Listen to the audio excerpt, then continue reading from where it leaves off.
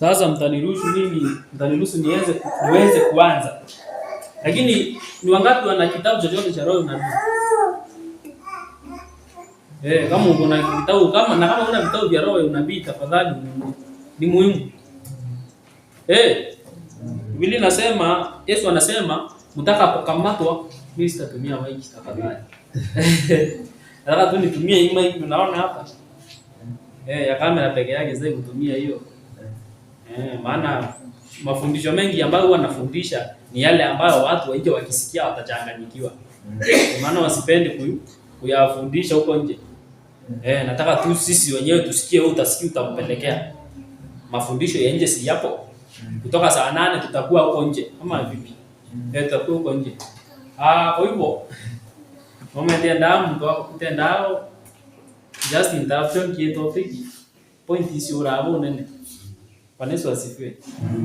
Nilikuwa nataka niwaambie kitu fulani. Biblia inasema, Yesu anasema mtakapokamatwa na kuanza ama mateso yatakapoanza ama mtakapopelekwa korokoroni, msijiulize mtasema nini. Na tafadhali hii kamera kama itakuwa vizuri, mtu akipita anapitia hivyo. Sasa Biblia inasema, Yesu anawaambia msije mkajiuliza neno la kusema, kwa kuwa nitawajulisha mtakayosema. Ile mwiti anafunua zaidi, anasema kwamba Mungu hatawajulisha mambo mapya. Hakuna, usifikirie ni andiko litakuja jipya kwa akili yako. Anasema yale tuliyosoma ndio tutakumbushwa. Sasa wewe usome utakumbushwa nini? Bwana Yesu asifiwe. Amen. Utakumbushwa nini wewe ukisoma? Utakumbushwa maandiko 10. Amen. Au utakumbushwa. Kwa hivyo lazima tuanze kusoma saa hii tuwe na maslaha. Hata kama utasahau, Biblia inasema yale tutasahau tutakumbushwa. Ukiwa mahakamani unasikia, nilisoma andiko fulani lilituambia hivi. Unaulizwa wewe unahubiri kwa jina la nani? Unakumbuka Mathayo 28:19, enendeni ulimwenguni kote mkahubiri. Unawaambia ni ile andiko limenipea ruhusa niende nikahubiri. 28:19. Kwa hivyo wapendwa, na waomba sana tuwe wasomi. Niliwaambia kuna mfano niliwahi kuwaambia, sijui kama niliwaambia ama nimtumishi na mimi niliambia, sisi wa Kristo tabia yetu iko hivi. Nitaweza kuweka huu mfano jinsi mtaelewa. Sisi tuko hivi wa Kristo. Tuko kama mtu ambaye anaenda kujisaidia mahali kwa kichaka, anakuta uchafu huko, wengine waliojisaidia. Sasa huyu na yeye anafanya nini hapa? Sasa anasahau vyenye walifanya ndivyo anaenda kufanya. Kwa hivyo naomba Mungu sana, kama Paulo alivyoomba. Paulo alikuwa anasema, Mungu naomba unisaidie nisije nikahubiria wengine na mimi nikawa wakupotea. Si ndio ilikuwa maombi ya Paulo? Pia na mimi naomba hivyo, nisikuambie uje usome mimi niache kusoma. Nataka zote tungangane kwa vitabu. Shetani anajua wale atakaoongoza kupuuza maombi na kusoma maandiko wataanguka katika jaribio lake. Nani ako tayari kuanguka? No, wewe tayari? Hakuna aliye tayari. Kwa hivyo lazima tuweze kusoma. Nataka niweze kufundisha mafundisho ambayo yatakuwa yanarejelea sana unabii, japokuwa si kwa ukubwa. Nani akona kitabu cha Pambano Kuu? Nisomee ukurasa wa 38. Ndio maana napenda. Unajua sipendi kujisomea mimi. Ni vile naona nikikwambia nisomee Nuru kwa Kanisa hauna. Nisomee Elondri hauna. Unaona? Lakini Biblia maana najua uko nayo, nitakwambia nisomee. 38. Nataka unisomee hiyo aya ambayo inasema Paulo anajua. Hiyo aya ya mwisho kabisa. Wapendwa, ndio nawaambia tuweze kununua vitabu vya roho ya nabii. Na hata kama nawaambia sio kwamba niko na vingi, lakini pia na mimi najitahidi kununua. Na hata na wewe nunua kulingana na uwezo wako. Ukurasa wa 38. 38. Pambano Kuu. Nazungumzia swali ambalo linapaswa kusikiwa ama kupewa usikivu mkuu. Hapo kunasema kuna swali lingine tena lenye umuhimu. Ili nianze fundisho langu la siku ya leo.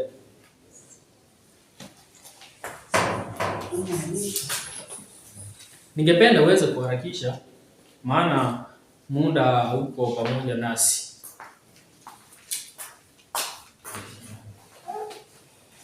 Kuna swali la 38.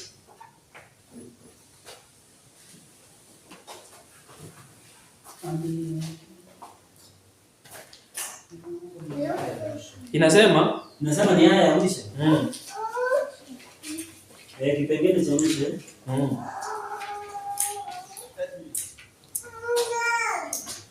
Wacha niweze kusoma. Inasema kuna ni ujumbe.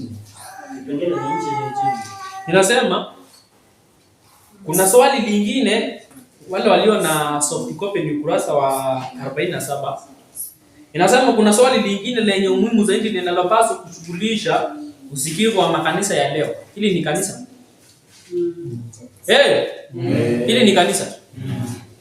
Sasa sikiliza. Ile mmoja anasema kuna swali lingine tena lenye umuhimu zaidi linalopaswa kushughulisha usikivu wa makanisa ya leo.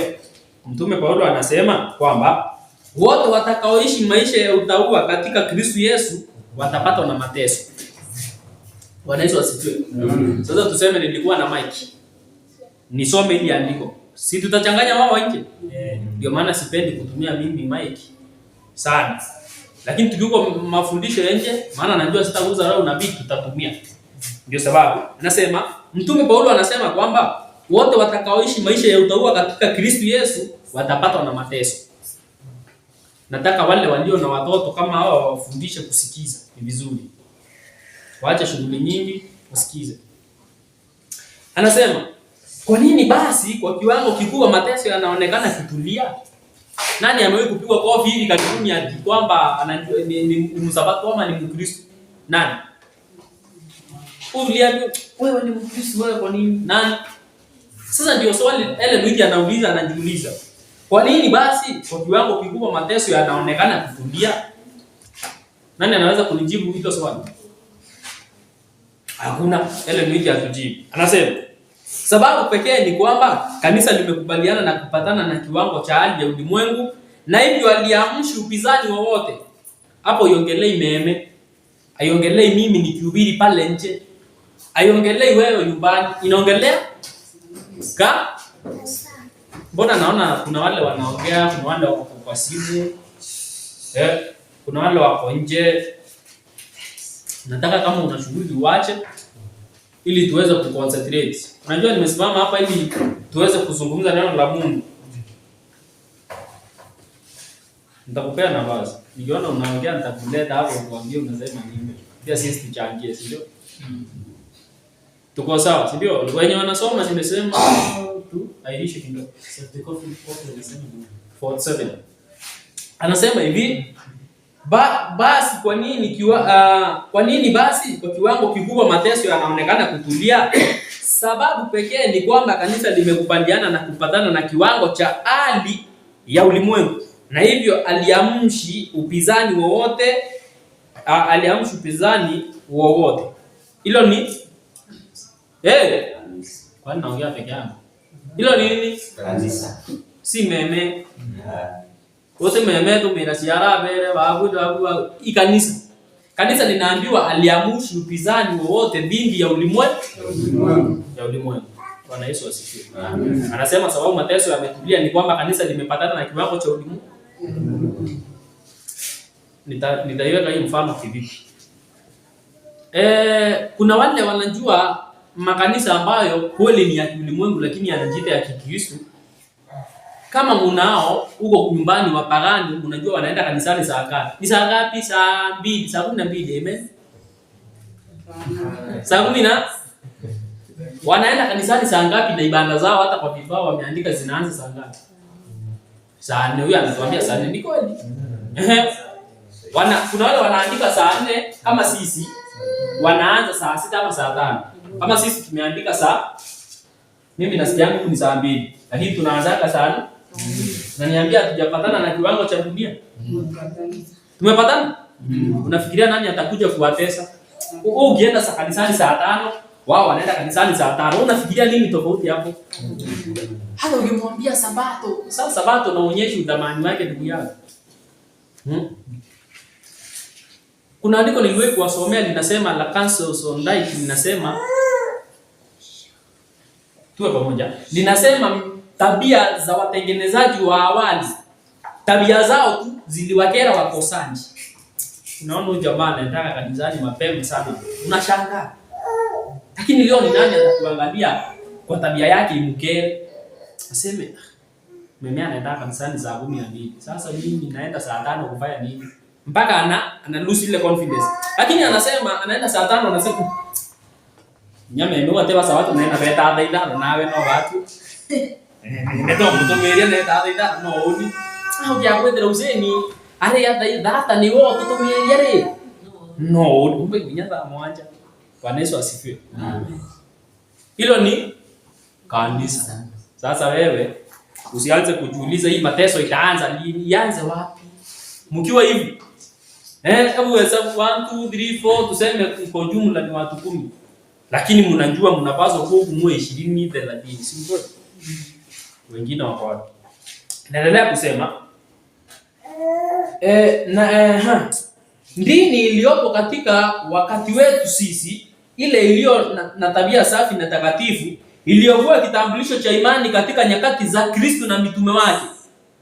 Hii ni kwa sababu tu ya roho ya kupatana na kukubaliana na dhambi, kwa sababu kweli kuu za neno la Mungu hazijaliwi kabisa, kwa sababu kuna uchaji wa Mungu kidogo sana ndani ya kanisa. Kanisa halimchi Mungu, linamcha Mungu kwa mandomo tu, mdomo. Praise the Lord. Tunapenda Mungu. Sabato sijui nini. Neno linasema nini? Lakini katika tabia tunakuja saa 5, tunakuja saa 2, saa 3. Unafikiri tutaenda mbinguni? Unafikiri tutaenda juu? Pengine juu ya miti bwana. Hatuwezi kuenda juu namna hiyo. Haiwezekani kabisa. Hiyo haiwezekani. Kwa hivyo mimi sina mengi ya kusema. Nilikuwa nataka niwaamshe kwa hilo andiko tu. Wewe uende ujiulize. Paulo anasema watakao simama na Kristo watateswa. Mbona mimi siteswi? What is wrong with me? Mbona siteswi? Jiulize hilo swali. Bwana Yesu asifiwe. Amen. Fundisho langu la siku ya leo linahusu siku za mwisho. The last days. Ndio maana sijachukua mic. Mtu wa huko nje ukimwambia siku za mwisho na roho na pia ataanza kusema si niliwaambia wana Biblia yao hawa. Tonde kwenda ana hivi. Ngibo yadikira. Yadikira nyawe. Bali sio. Ndio maana mimi sitaki kutumia mic. Nataka nisome kitabu kile cha Nuru kwa Kanisa, na kama kunaye hapo nacho ukurasa ule wa 41 41 inasema tunaishi wakati wa mwisho. Dalili za nyakati hizi, hata usijisumbue kuandika, maana najua hata ukiandika utanunua roho nabii, unataka kununua roho nabii uandike. Si usome, si ni kweli? 41 chapter page 41. Sasa mbona mtusinunue roho nabii wapenda? Mnataka tu tusikie kama historia. Unajua kitu tofauti ya historia na maandiko ni nini? Maandiko ni mahali unasoma unadhibitisha. Historia ni maneno unaambiwa kulikuwa, walisema. Lakini ukiulizwa baada ya dakika 2 ulisema wapi, utasema hiyo inaitwa historia. Sasa hata na wewe neno la Mungu unanichukulia kama historia. Kuna wale wanakuja kanisani kama wanaenda wapi? Wanaenda gym. Tunaenda gym na hizo na ibanga. Okay. Wewe tano tusuma sie nguo. Sasa na wewe unakuja kanisani kama unaenda gym. Atongeza mambo pageni kwa bandika wapi ya. Wapenda tununue vitabu, tununue kalamu, yaani tukue wasomi. Tununue vitabu na kalamu. Tusiende kanisani kama tunaenda jangwani. 41. Tunaishi. Soma sura ya pili hapo inaanza 40. Tunaishi katika wakati wa mwisho. Soma. Dalili za nyakati hizi zinazotimia haraka utangaza kuwa kuja kwa Kristo kumekaribia. Ati nini? Dalili za nyakati hizi zinazotimia haraka utangaza kuwa kuja kwa Kristo kumekaribia. Siku tunazoishi ni nyeti za muhimu. Roho wa Mungu anaondolewa duniani taratibu. Tena lakini kwa hakika. Mapigo na hukumu tayari vinawaangukia wenye kuidharau neema ya Mungu. Nafikiria wanaidharau neema ya Mungu ni wakunywa bangi.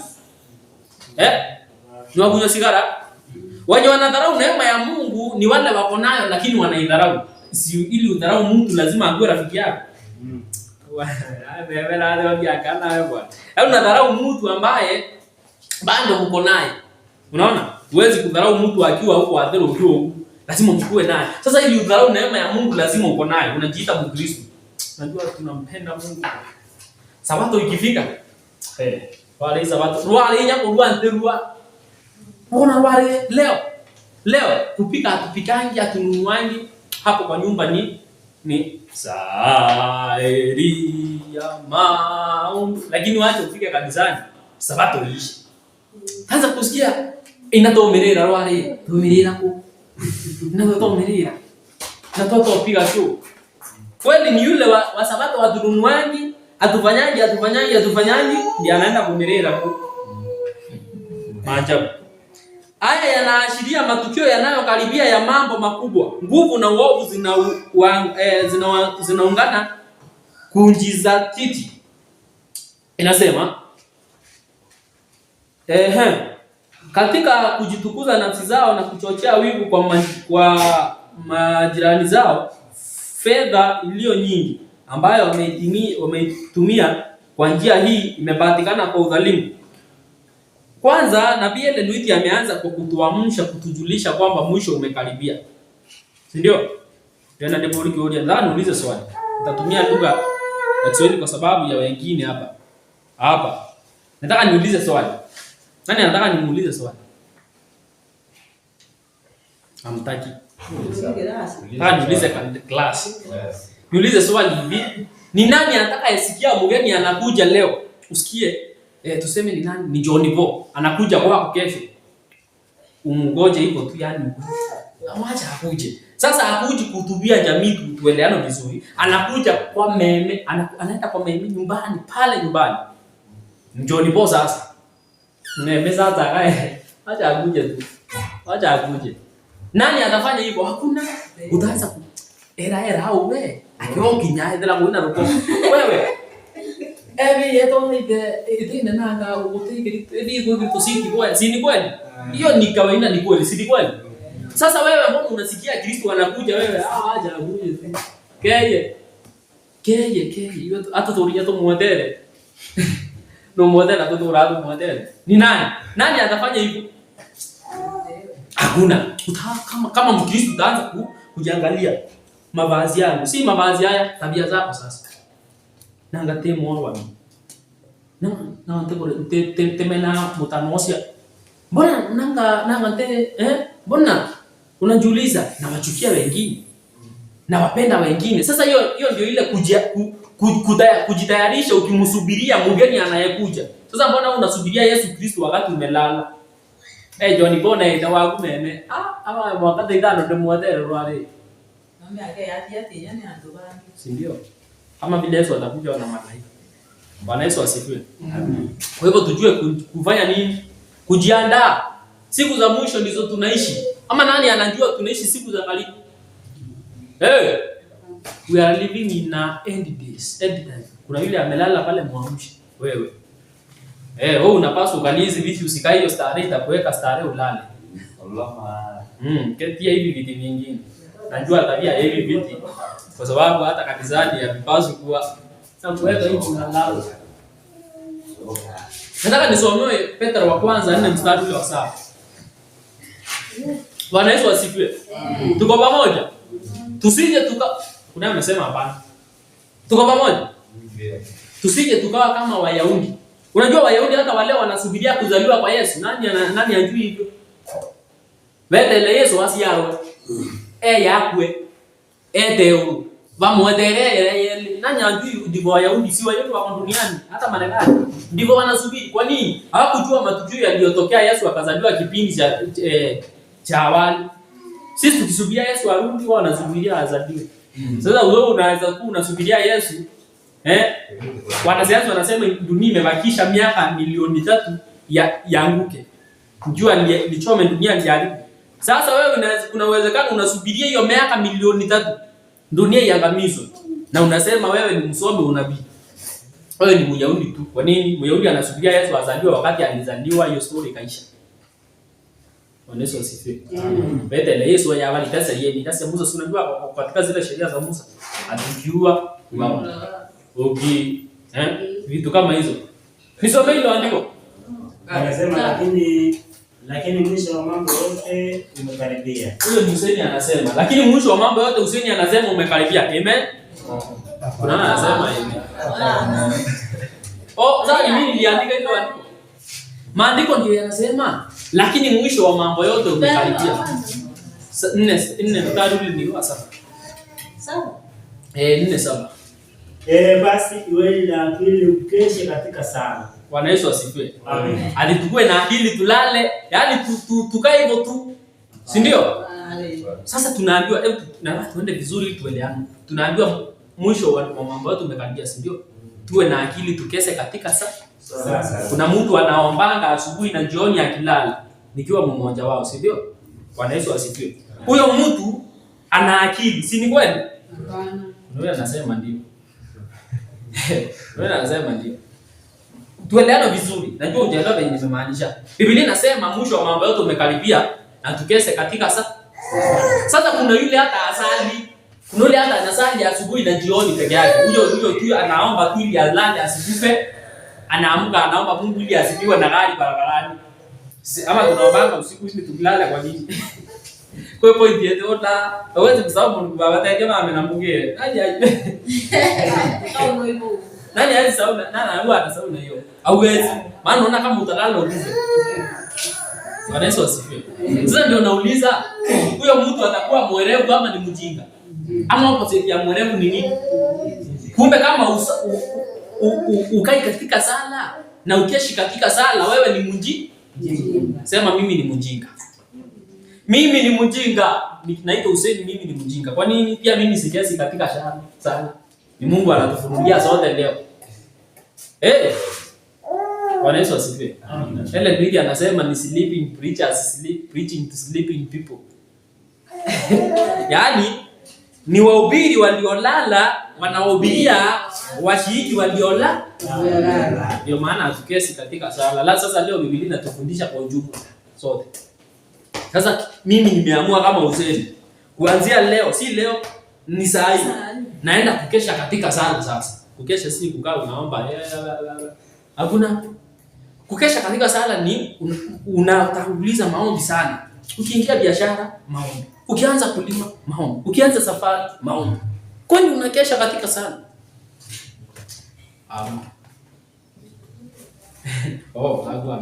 Bwana Yesu asifiwe. Kwa hivyo tunaambiwa tukeshe katika sala. Kwa nini? Mwisho wa mambo yote umekaribia. Nani hajaelewa hivi? Nyaka kile ndio unotetea akielewa hapo.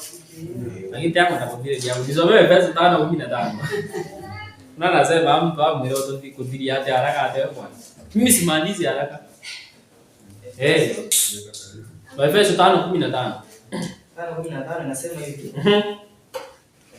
Basi angalieni. Sana jinsi mnavyoenenda. Bwana Yesu asifiwe. Tunaambiwa tuangalie sana jinsi tunavyoenenda.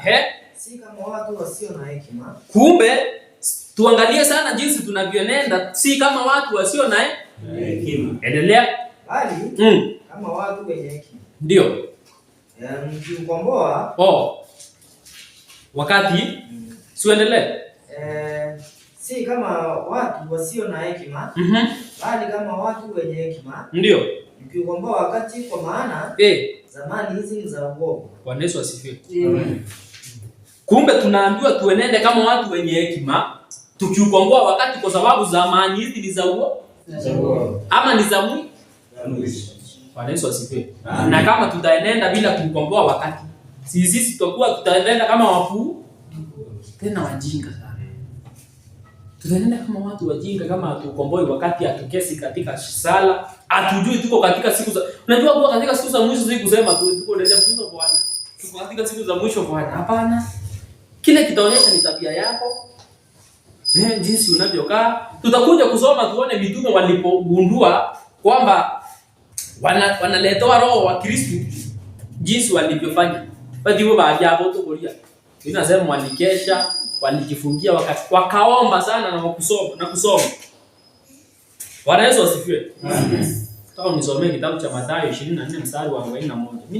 Mimi nataka nifundishe kidogo chenye ujumbe mwingi nimalize. Sitaki kufundisha vitu kubwa, ni kidogo tu chenye ujumbe mwingi nimalize.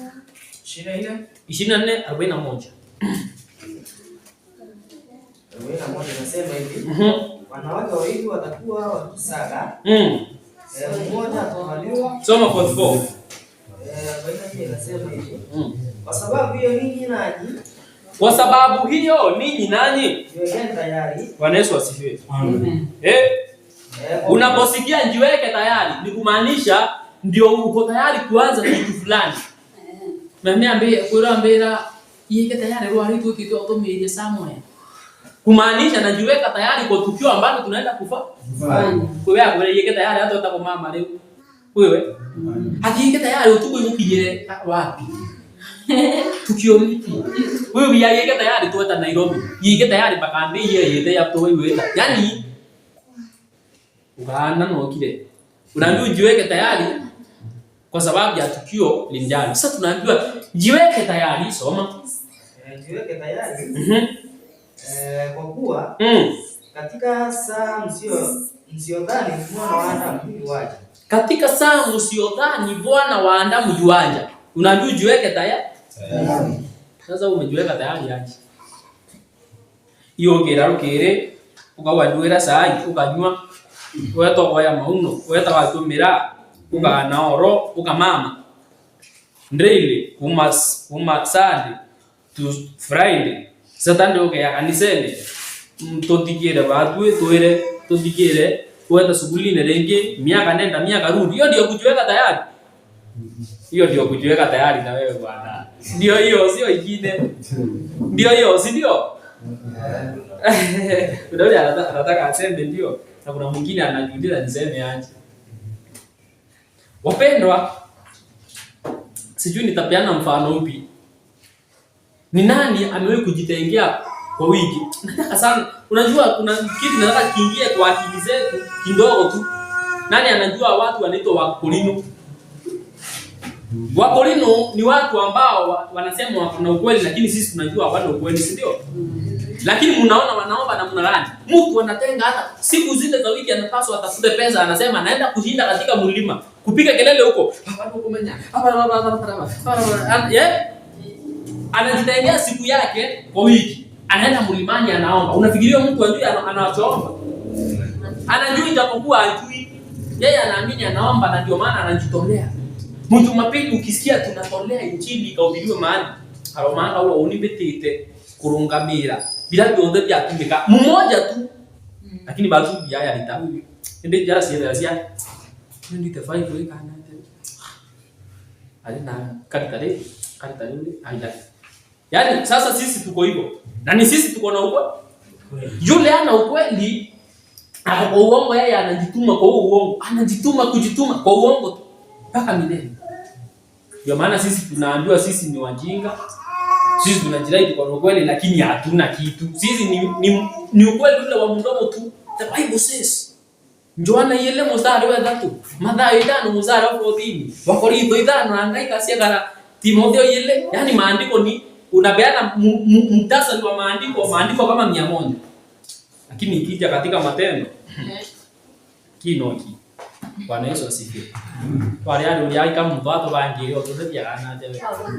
Neno la Mungu lafaa kwa mafundisho, kuwaonya watu na kuwaongoza. Sasa mimi sitakuja kukuambia ai bwana Bwana Yesu asifiwe, mmebarikiwa, mnaenda kuinuliwa mwenyewe. Hiyo itakusaidia sana.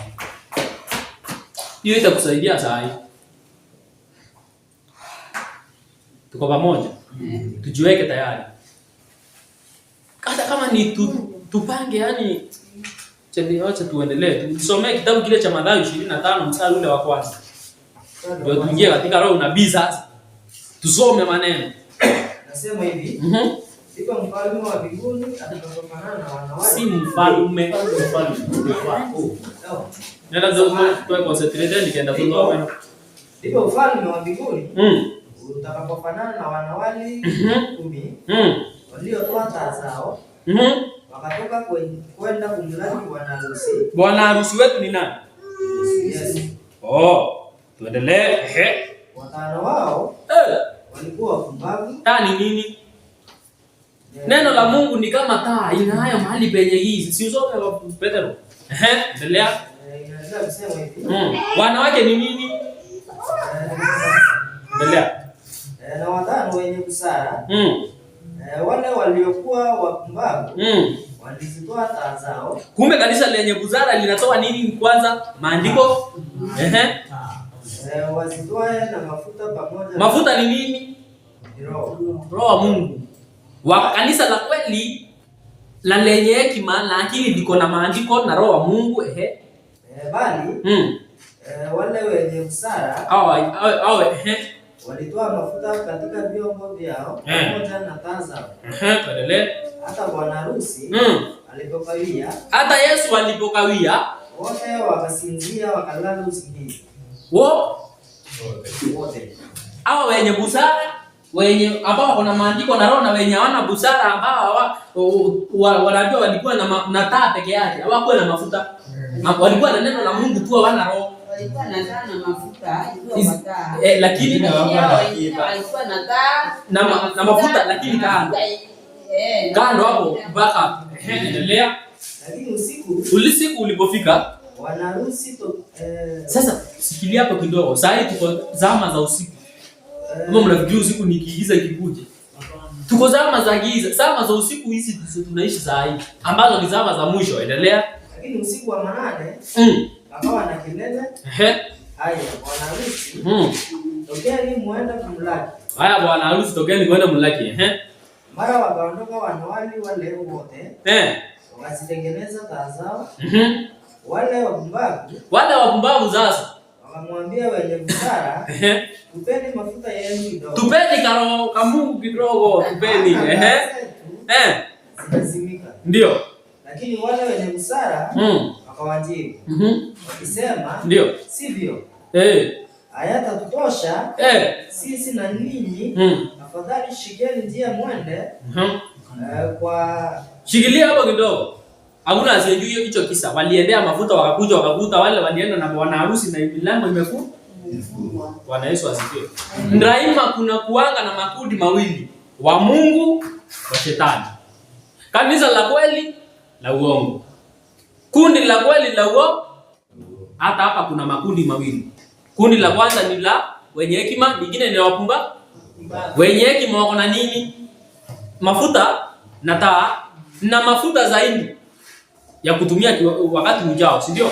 Wakati ujao ni wakati wa dhiki, ambao wao wenye wapumbavu tu watabakia na maandiko peke yake, hawana roho. Watakuja wastukie na wajikute kwamba bwana harusi ambaye ni Yesu Kristo amewaacha. Sasa uko sehemu gani? Uko na maandiko peke yake. Ukiambiwa utoe maandiko hapa, uyabanga na wako na kinyako ya sana. Unakoneki vizuri. Enda Joana, enda Wakorizo, ni kama wimbo. Enda mahali, enda Luigi na uweteke ndiye. Na uweteke na ngaya ndivyo andera. Maandiko unatoa. Wacha tukuje katika roho sasa. Roho tunaangalia matendo sasa. Hawa wanaongea. Roho wa Mungu tunaangalia matendo sasa. Meme na theoria na era maskini ule kwao. Meme na ate injili ya Kristo umeoye. Na hata murume wewe mzee wa kanisa wewe oya ina oitaji. Wewe kanisani unajua kama mzee wa kanisa, unajua mzee wa kanisa ndiye anapaswa atangulie kanisani. Tunapaswa kuja anatuambia hukumeni itendi bangi. Sasa unajiuliza nikiwa mzee wa kanisa na kuja sasa. Bwana Yesu asifiwe. Huyo ndiye roho sasa tunaona kwa matendo. Haini sasa unakuja unakaribishwa mtumishi mema maskini bayara. Bayara. Bawe hivi. Mungu anatakawe. Sasa hapo utaonekana uko na maandiko kadhaa kwa akili, lakini roho ya Mungu hebu enda ingie sijiele. Wapo maskini. Unaye maskini ataenda pale kanisani, hana chakula, atarudi vile tu. Lakini mitume wanasema wao walikuwa wanajuliana aje. Hata memori yeteke umeke. Ni vima ndio usumbua kidogo. Kama ni hiki unasaidika. Ni wao wakisoma lesson nchi za mbali, maneno mengine basi anza kusikia Sabato na wako na nyimbo na tusauti tuzuri. Sabato ya Bwana ni nzuri sana. Hapo sababu inaisha sasa. Hao ni watu ni remnant church. Bwana Yesu asifiwe. Bwana Yesu asifiwe. Sasa wewe uko sehemu gani? Daima kuna kuanga makundi. Mawili somi kitabu cha Ellen White. Pambano kuu kurasa 34. Ellen White anatuthibitishia daima anadanga makundi matatu. Sasa unjiulize leo uko kundi gani wewe? Anasema GC page 34 kwa soft copy ni 43. Anasema daima kumekuwepo makundi mawili miongoni mwa wale wanaojidai kuwa wafuasi wa Kristo. Makundi matatu. Unaona anasema matatu. Makundi ni mawili. Naona hatuko darasani. Huyu anatoa attention yako.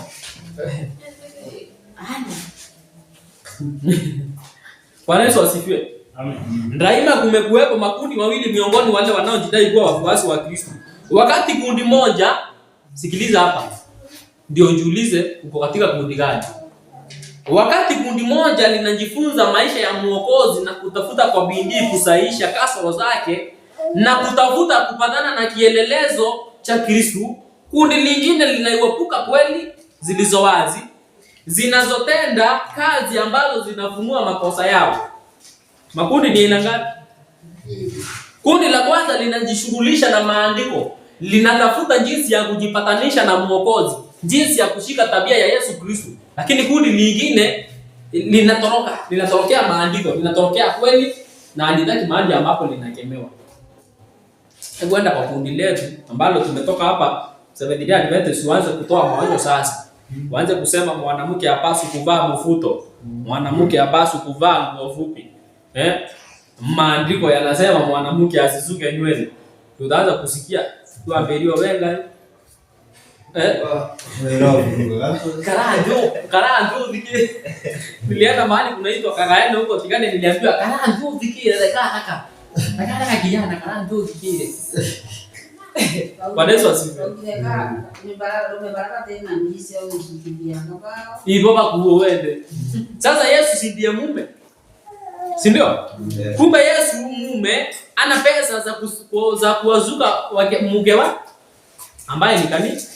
Sasa wao, unajua Biblia inasema, Biblia inasema wale wanaodharau ujumbe tunaohubiri wanakataa sauti ya Mungu. Yaani wale wanakataa ujumbe wa matengenezo, wanakataa sauti ya Mungu. Wale wa vera Yesu na kuwa huyo wake hata wagere ya. Somea Nyakati wa kwanza 12:32. Usikie daima kuna kuanga na watu wanaojua nyakati. Kipindi cha kina William Miller alikuwa anajua wakati, si ndio? Ijapokuwa kuna tofauti iliyofanyika kwamba Yesu wako arudi alikwenda patakatifu mno. Hapo ndipo alikosea kidogo. Hata kipindi cha wana wa Israeli kulikuwa hapo watu waliokuwa wanajua nyakati. Hata kipindi cha leo kuna watu ambao wanajua nyakati na kuna wale hawajui. Kuna wale wanajua uko wakati upi na wengine hawajui. Some Nyakati wa kwanza 12:32. Sema hivi. Na wana wa Israeli. Watu wenye akili za kujua nyakati. Bwana Yesu asifiwe. Amen. Ati watu wenye akili za kujua nyakati. Bwana Yesu asifiwe. Amen. Nani ako na akili ya kujua nyakati hapa? Mimi nitainua mkono maana niko mmoja wao. Nani ako na akili ya kujua nyakati? Ala, wote kwa nyakati sio mwisho toto ile babu. Tunajua nyakati maana tunajua ni nyakati za mwisho. Tutajuaje? Yesu Kristo alidhihirisha katika Mathayo. Anasema mkiona mjue. Mkiona mjue. Bona nabii menye nibi. Bo ai ndio wote kwa nyakati. Nani anajua nyakati? Tunajua ni nyakati za mwisho. Sasa kitabu tumesoma Nyakati wa kwanza, First Chronicle 12 verse 32. Kuna watu walikuwepo na hekima ya kujua nyakati, watu ambao walijua kipindi ambacho wanaishi. Bwana Yesu asifiwe. Mitume walipokuwa wakihubiri, walidhihirisha na wakatudhihirishia kwamba nyakati ambazo tunapaswa kuwa tunaishi ni nyakati za tahadhari sana, tukijua hakuna muda tuliobakia nao. Sasa hivi saa ngapi? Nataka niweze kumaliza, sitaki kuendelea sana. Maana nimewakumbusha tuko nyakati za mwisho. Leo sifundishi. Nani amegundua hivyo? Nani amegundua sifundishi leo? Sifundishi na tunajikumbusha. Tunajikumbusha nani sasa kabla nianze kufundisha nani yangu anajua katika siku za mwisho. Nani ndio tengo menya tuko neza mwisho. Bere mabere kutana. Otewe ende go easy kato kuiligania. No ndio ndiko sia mwisho yetu wedegeri sawa isio sio kwa. Leo tuende wapi? Sasa ndio tunakuja tukapata lazima tukeshe katika sala. Tusikeshe katika hata kusoma maandiko. Tudumu hapo. Soma. Warumi 13:11.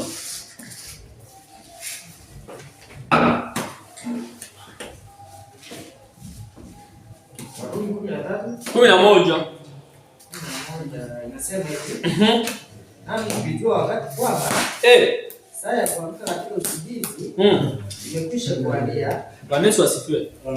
Ngote kwa ya mamia. Kwa ya mami. Na deke bana kwa bwana wewe dura tukia kumenya kaita katore ka ugira kuma korona wewe bwana. Na tewe. Mami madhani. Ni kulala kiroho ni jinsi ambavyo tumelala. Sisi tunajua tuko nyakati za mwisho, lakini tuko hivyo.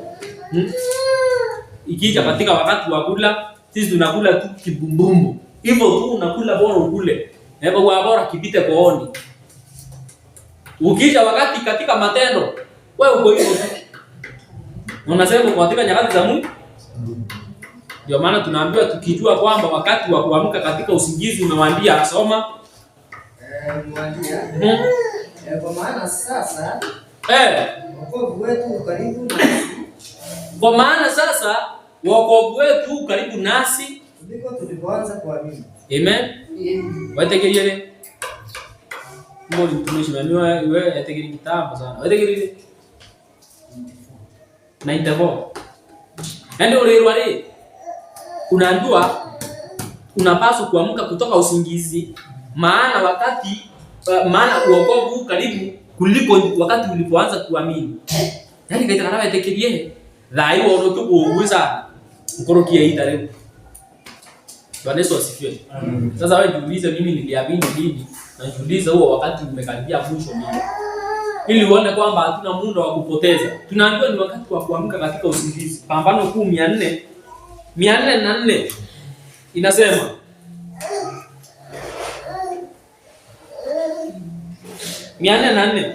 nasema shetani anabuni na kupumbua aina na njama zisizo na idadi za kumiliki akili zetu ili sisiweze kufikiria sana juu ya kazi kuu ambayo tunapaswa kujizoesha kabisa. Ngore kutoka ikumenyeredia dhaira nene piu. Kusali, kuomba, kufanya toba, kusoma maandiko. Hiyo ndio kazi kuu ambayo tumebakia nayo. Si kuna hukumu inafanyika. Ona fikiria ukikuta ukiwa mwenye dhambi ambaye hajatubu utaenda mbinguni. Hawezi enda juu, pengine juu ya miti. Si mbinguni. Na ukijikuta uko mbinguni ujue si mbinguni ya Mungu wa Biblia. Ujue ni mbingu nyingine hiyo. Sasa tunaambiwa sasa shetani anabuni na kubumbua.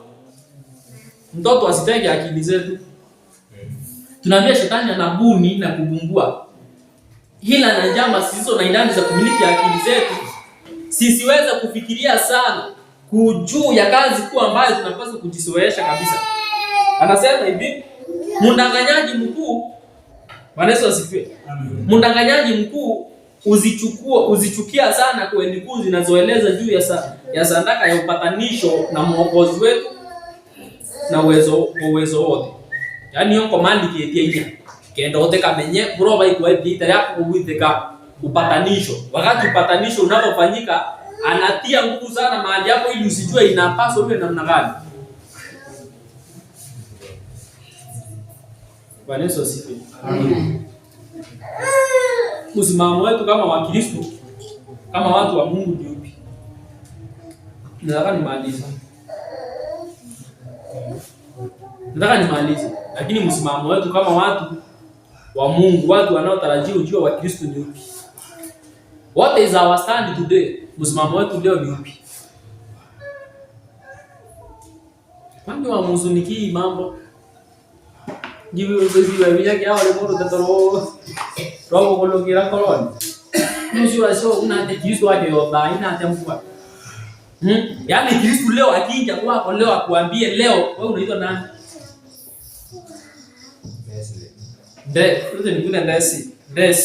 Des.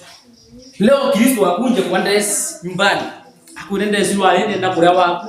Ngoira weka hizo kwenda wekera. Ndoko na brodi.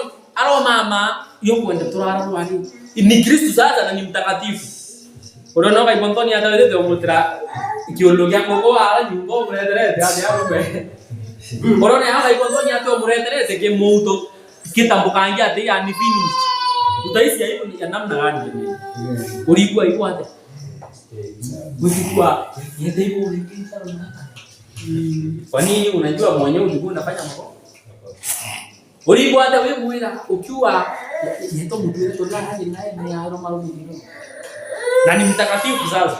Ndiye alisema usifanye wewe unampatia ili afanye hivyo. Bwana Yesu asifiwe. Tuko pamoja. Wewe nataka nikuache na swali nikimaliza ujiulize. Jiulize leo Yesu akirudi. Kile chakula ninachokula tunaweza kula na yeye. Na ni mtakatifu.